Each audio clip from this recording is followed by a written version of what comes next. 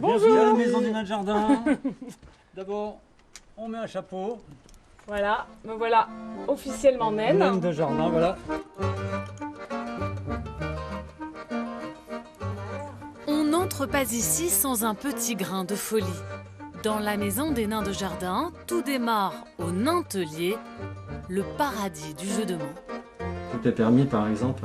Ici, vous avez un intrus qui s'est installé, un imposteur.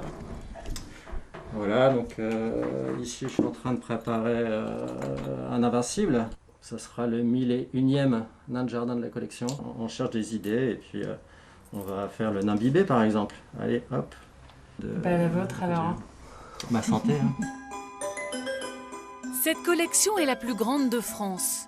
Légués ou chinés, les nains viennent du monde entier.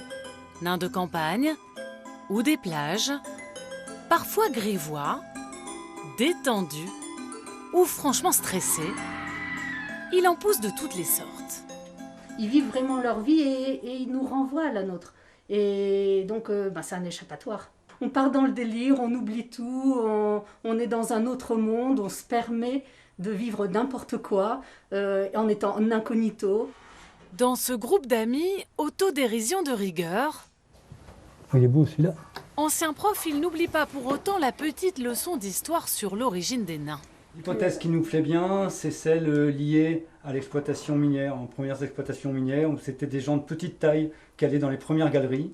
Et d'ailleurs, encore aujourd'hui, quand on voit les nains, on les voit avec une pioche sur l'épaule, ou une pelle, ou une petite lanterne. Et c'est complètement en raccord avec ici l'ex-bassin minier. Donc c'était ici, à Libercourt, qu'il fallait faire la maison du nain de jardin. Des nains qui nous rappellent surtout de ne jamais totalement nous prendre au sérieux. C'est vraiment n'importe quoi.